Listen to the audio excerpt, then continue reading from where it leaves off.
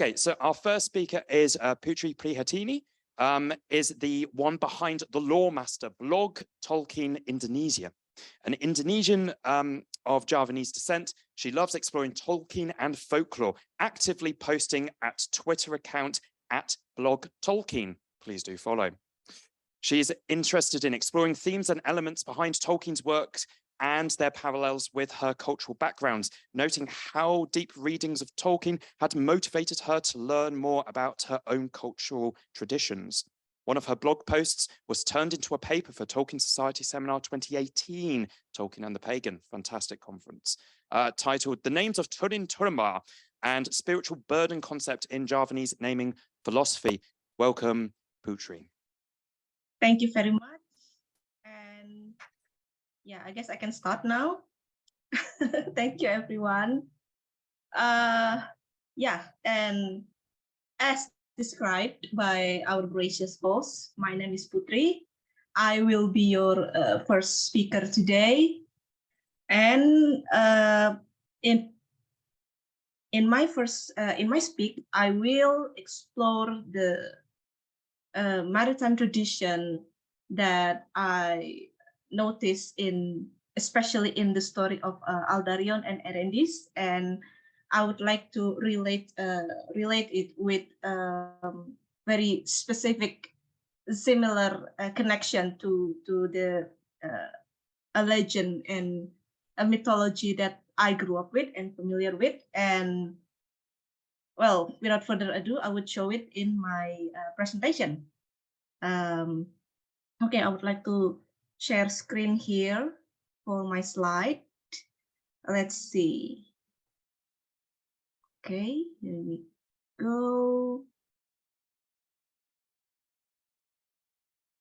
Okay. Yeah, I hope it's clear for everyone. Yeah, we can see it. Okay, thank you very much. And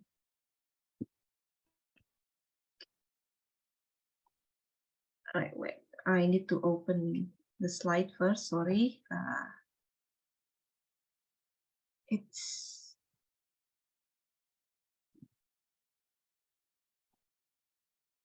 sorry, excuse me. Putri, if you go along to slideshow.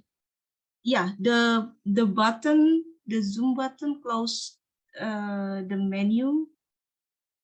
My menu to open the here we go. Okay, here we go. Okay, all right.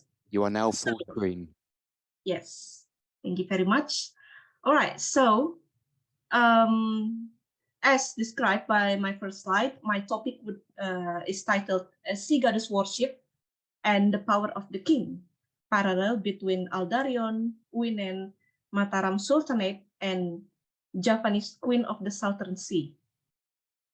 And why I chose this topic is because maritime traditions in various cultures root in people's complicated relationship with the sea. The ocean is both bountiful and terrifying, and its vastness lends a great political power to rulers. In Middle-earth legendarium, the island kingdom of Numenor has a rich maritime culture, and the exploits of its sixth king, Aldarion, reflects the strong connection between the power of a ruler and the manifestation of the sea in the form of the greatly respected Lady Uinen. My presentation will explore this dynamic and its parallel with the similar real-life example I'm familiar with and grew up with, the tale of Panembahan Senopati, the first ruler of Mataram Sultanate in Java, and Sea Goddess Kanjeng Ratu Kidul. And many aspects of maritime culture in the world are basically related to survival, shown by the expressions of gratitude and prayers.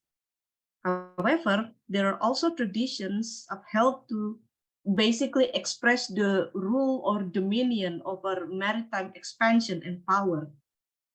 For example, one of them is shown in an annual ceremony in Venice called Sposalizio del Mare, literally means the marriage of the sea.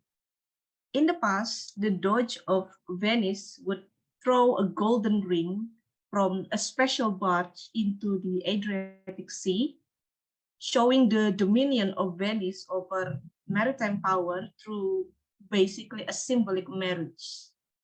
It was emphasized in the words of the Pope Alexander III during the confirmation of the ceremony's principle in year 1176, who said this to the Doge Sebastiano Ziani. Here, my son, Doge of Venice, this is the wedding ring of your marriage to the sea. From now on, we want you and your successors to marry her every year. And in Middle Earth Legendarium, this concept become relevant in the story of Aldarion. So a little bit of background of him. Among all the kings of Numenor, Aldarion was responsible for the expansion of Numenor's maritime tradition. As a king who was also a great mariner, he conducted multiple voyages, commissioned some of the biggest ships the Numenorians have ever seen, and built an important river harbor and haven. And of course, the Guild of Venturers, a brotherhood of mariners and sailors that he formed. And its guild hall was even based not on land, but on Eambar, a massive ship built for this purpose. And what's unique about them was that they were called Uinendili, or the lovers of Uinen. Of course, it referred to how the Numenorians referred Uinen, the Lady of the Seas and one of the servants of Ulmo, indicating a special bond with her. And when they were not sailing with Aldarion, their great ship would be anchored off an island called Tol Uinen, said to have been placed there by Uinen herself. And instead of worshipping basically Ulmo, the Lord of the Waters, the Numenorians revered Uinen and sought her protection, for she loves all the sea creatures and the mariners. In other words, Uinen affected the life of the Numenorians and their mariners in basically a more hands-on, direct way. Aldarion especially realized that, considering his and his mariners' safety depended on her grace. So, in the Unfinished Tales, there are descriptions that allude to this more special bond, basically, between Aldarion and Uinen, which root in the strained marriage between Aldarion and his own lady wife, Erendis. So, for example, during a feast where Aldarion's kin called her Uineniel, or the daughter of Uinen, because according to him, Erendis would become the new Lady of the Seas. Erendis just refused that name, and she called Uinen basically her foe, because her husband spent more time in his voyages than with her, and by the extension, what Uinen symbolized. And in another conversation, after Erendis had invited Aldarion to see the rolling pastures of Emery, Erendis declared, "I will not share my husband with the Lady Uinen," when he said she should dwell where the king's hair is. In this case, him, of course. And he countered that by saying that Orome, the huntsman of the Valar, should have been his enemy too, for both he and Erendis loved the woods and the trees that grew wild. At one point, Erendis even declared that Aldarion would cut any wood as a gift for Uinen. Of course, this is referring to numerous trees cut to build his ships. These expressions, while not necessarily literal, showed an interesting dynamic between Aldarion and Uinen as the important manifestation of the gracious sea. She granted protection, and in extension, she supported Aldarion's goal in expanding Numenor's maritime power, reflected, of course, in one of them Aldarion's Guild of Mariners.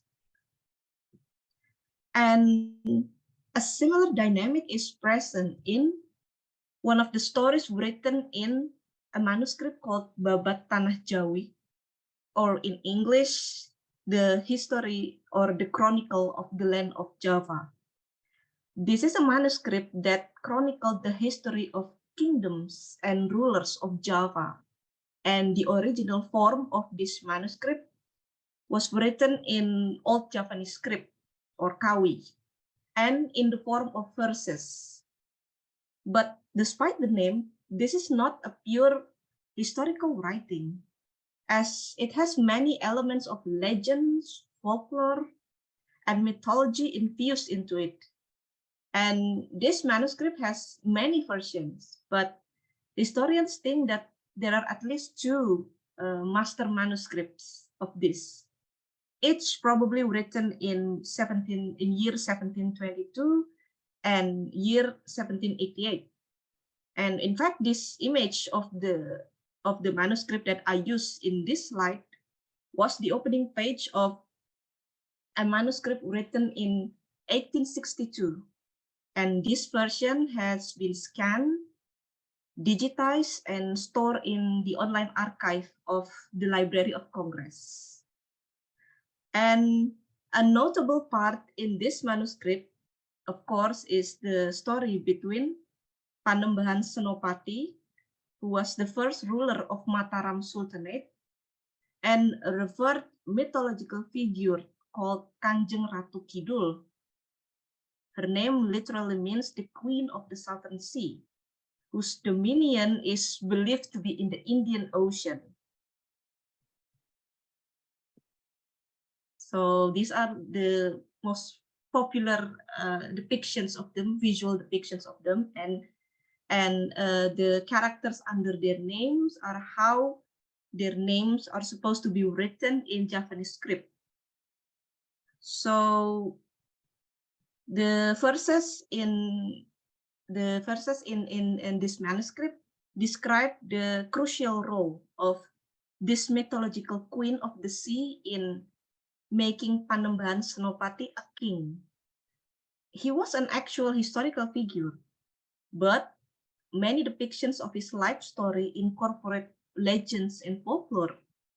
So basically making him a unique figure in this manuscript. So probably comparable to Aldarion and Erendis, because their story was basically the only known story of Numenor before its downfall. And his connection with the image of Kanjeng Ratu Kidul was related to his journey into becoming a new ruler of Java. Following the political strife during the previous era of a kingdom called Pajang, and according to the manuscript, a prophecy that he would become the king of a kingdom that was even more powerful than Pajang. So for example, just to give you some illustration, this is the verse that describes the meeting between Senopati and Kanjeng Ratu Kidul. I copied this verse from the version from 1866 of Babat Tanah Jawi, and the version that I had been transcribed from Javanese script and then translated into Indonesian. So this English translation was by me, so to make it easier in presentation. So I will read the original verse so you get the idea of how it sounds like in the original Javanese language. Okay, here we go. Ratu Kidul alon matur. Sang Nata nuwun kangsih, nuwun waluya samudra. Miwah isinipun sami. Senopati duk miarsa, tumungkul pandatan angling. So, as you can see, if you read the translation, one interesting detail here is, even though this is their first meeting, on the second line of this verse, Kanjeng Ratu Kidul addressed him as Sang Nata. in the original text. And while Nata itself means guardian, the phrase Sang Nata is commonly used to address a ruler, despite this is basically their first time meeting. And this scene happened after Senopati performed a meditation on Parangkusumo Beach. So this beach is in the Yogyakarta province in the central region of Java. So his meditation supposedly created such immense supernatural energy that altered the sea. The water rose and became hot, almost boiling. The seabed moved and lightning struck endlessly.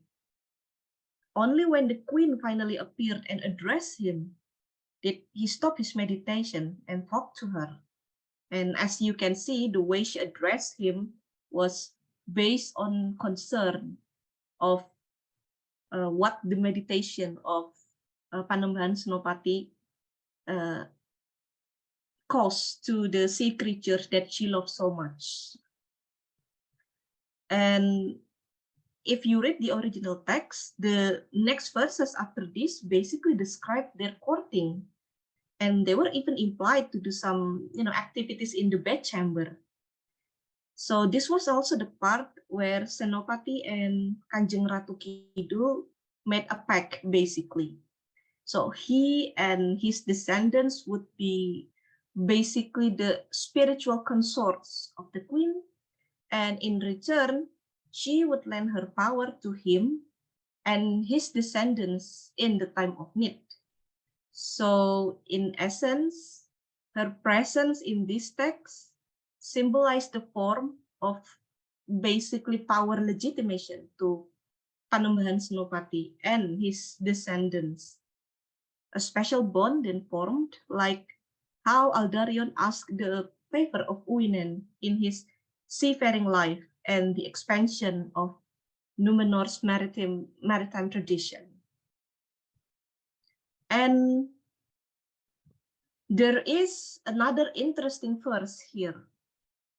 This is the part where Ki Juru, Senopati's loyal follower who later became his vice-regent, Ki Juru helped him to secure another spiritual support, this time from Mount Merapi, which is a volcano that is considered sacred in Japanese culture. And it is also located in Yogyakarta province. This verse that you see on screen showed how, during the time when Senopati needed it, Ki Juru urged him to ask for the Queen of the South Sea and the spirits of Mount Merapi to lend their hands and fulfilling their promise. So as we know, fulfilling oaths is also one of the power of oaths is basically one of the prominent theme in Tolkien's works. And I found the spiritual connections between the mountain and the sea here very interesting. And especially when we talk about what can be described as codified rituals, which serve as symbols of spiritual connection between the sea and the rulers, which based on this part of my slide also incorporate similar spiritual connection to the mountain. And all of the rituals that I'm going to talk about exist in both Numenor and a kingdom that used to be a part of Mataram Sultanate. Okay, so in this slide, you could see images from related to 4 rituals that I described to you. 2 were taken from the story of Aldarion and Erendis, and 2 are the real annual rituals that are still conducted now, even though Mataram Sultanate was basically no more, but there are 2 kingdoms that are basically born from the power divide of Mataram Sultanate. And these smaller kingdoms, which still exist now, continue these rituals. So first, the three prayers. This one centered at the peak of Meneltarma, which was basically the mountain considered sacred by the Numenors. And in this ritual, the king or queen carrying offerings for Eru in a silent ceremony. And they send their gratitude and their wish for protection and prosperity, basically. In fact, Aldarion became the sixth king of Numenor right after Erkieme, or prayer to Eru, which was the spring ritual part of the three prayer ceremony. Meanwhile, the green buff of return was obviously the maritime tradition. This involved placing a branch from a fragrant tree at the prow of the ships. And this is supposed to bring good fortune to the sailors. And it also marked their friendship with Uinen and her spouse, Ose. An interesting connection between the mountain and the sea here, because if we consider the relation between Manwe and Ulmo, the Valar of the air and the Valar of the waters, they were not only close in power, but also they had great friendship. And their dominions, such as the air, the wind, and the water, were obviously important in the maritime culture of the Numenor. And similar connection can be seen in two important rituals conducted by the Yogyakarta Sultanate, which, as I said, is one of the two smaller kingdoms born from a treaty in year 1755, which split the power of Mataram Sultanate into two smaller kingdoms, the other being Surakarta. So both kingdoms have rituals that center on the mountain and the sea. For example, I refer to these pictures. Every year, Yogyakarta Sultanate conducts ceremonies that center in places with spiritual importance. On the top picture, you can see a ceremony called Labuhan Merapi. This one is conducted in Mount Merapi, while Labuhan Parangkusumo, the bottom picture, is conducted on the beach where Panembahan Senopati was believed to encounter Kanjeng Ratu Kidul for the first time. So both ceremonies involve presenting the offerings for the spiritual rulers of Mount Merapi and the Indian Ocean. And they supposed to be reminders of the like special spiritual connection between the rulers of Mataram and the current kingdom that still exists, Yogyakarta and Surakarta, and mainly with Kanjeng Ratu Kidul. The ceremonies are also intended as prayers and wishes for prosperity and protection. And the connection aspects are emphasized with the details of the offerings, because not only they bring offering like very common offerings like harvest or flowers, but they also in the ceremonies they also bring things like the old objects that belong to past royals. Like in these pictures, you can see a parasol. That's one of the objects supposedly used by one of the previous rulers of Yogyakarta Sultanate, and even nail clippings. Yeah, so there is the personal aspect in that offering too, that represent the rulers of Yogyakarta Sultanate and Surakarta. But I focus on Yogyakarta here in the images. So not only they include the personal objects of the rulers, of the previous rulers, but they also have a list of very specific items that are intended as basically their personal gifts for Kanjeng Ratu Kidul. So the list include some objects like some fabric and sashes and some batik clothing and some flowers that she might like. So there are some also some visuals symbols too in the types of offerings that they bring to these sacred places, especially in the ritual that happens on the beach. So in conclusion, while Numenor was a kingdom with strong maritime culture, a special connection between Aldarion and Uinen and what she represented, what she manifested, reflected the power legitimation aspect lent by the spiritual representation of the sea. And the fact that they share it with the legendary king and a mythological goddess of the sea mentioned in a Javanese manuscript, to me proved an intriguing and interesting cultural connection based on both the importance and the danger of the power of the sea. So that's it, basically my presentation. Thank you very much.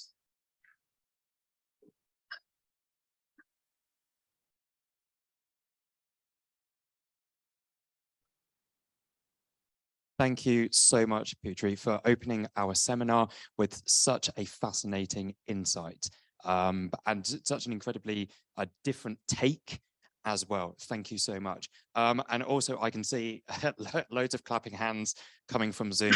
Yes, please send your love and appreciation in to our first. Can we have one more thank you. applause, please, ladies and gentlemen? Oh, thank you. Just so you are aware, my tinnitus has now just got worse from all the clapping in the room. Okay, right. So, Q&A. Right.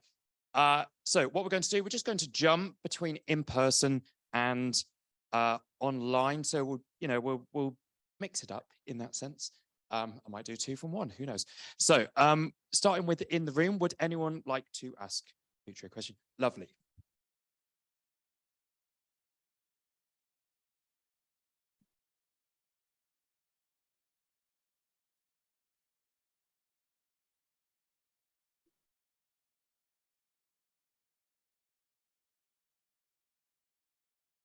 Okay. So should I immediately answer the questions? Yes, please. Yes. Okay. I'm sorry. So all right. So there's a question about, have you considered how Uinen might reflect aspects of the Christian God too? Jesus famously called a storm and I'm so sorry. I think I have just misunderstood what you said. Sorry. okay. We are just double checking the mic and you know what? Here we go. Sorry. Thank you. Yeah, thank you. So my name is Astri. Actually, I'm also Indonesian. Hi. Hi. It's very amazing to hear about my culture here in Tolkien Society Seminar. Thank you so much, Putri. You're amazing. So my question is, I hope I understand this correctly. Okay. The Yogyakarta Sultan until now still like maintain his relation with Kanjeng Ratu Kidul, if I understand correctly. Is that correct? So we know we have the point of view of Erendis about this relationship between Aldarion and Uinen. Do we have any information about how the queen of the Sultan feels about this? Especially if it is still until now, they still like the relation is like kind of a tradition. All the king of Yogyakarta, they maintain this relation with Kanjeng Ratu Kidul. Could you share something about that? Thank you. Okay, thank you for the question. And yeah, so concerning the how the ritual is conducted and how it relates to the basically the state of the sultanate right now. And yeah, it's actually yeah, it's kind of hard to answer this in like a direct black and white answer, but to be honest, I think when it comes to rituals, especially because if we consider the fact that the cultural practice of Yogyakarta Sultanate now is basically consists of a lot of influences and cultural syncretism. So like there is an Islamic element too in the ceremony, like even though this ceremony is related to the mythology of Kanjeng Ratu Kidul, but at the same time you might also hear some Islamic prayers being recited in this ceremony. So yeah, it's combination of a lot of things. But to me, I think the way this ceremony in relation to this figure and how it is connected to between the figure of the leader and the goddess herself is not viewed in the like very literal way, but more like there is some kind of like understanding about how this spiritual connection happens in basically a Javanese cosmology, because the ritual itself, I think, also serves as a lot of things outside an old ritual preserved as a form of basically a power legitimation and worship to the goddess. But it also now it also serves as basically a cultural event and a way for locals to preserve their culture, and also like basically the tourism agenda. So there are a lot of things that play here, but I think in the way of how it is related to the goddess herself, I don't think it is viewed in such a literal way, because as I said before, this connection is more connected to how it is viewed in Javanese cosmology basically. So yeah, I don't think some the case of jealous wife is plays any role here. And to be perfectly honest, if we look at the history of if the actual history of Yogyakarta Sultanate itself, and not the one that is that has some legendary and mythical influences, but the actual history, I mean, you don't need Kanjeng Ratu Kidul to make a case of jealous and dangerous women, because if you delve deeply into the history of Yogyakarta Sultanate, some aspects of it are basically like Game of Thrones, but the tropical version, basically. So yeah, I don't think the mythical aspect of this ceremony is seen as such a literal way now. Okay. Super. Thank you so much for a really in-depth and thought-out answer.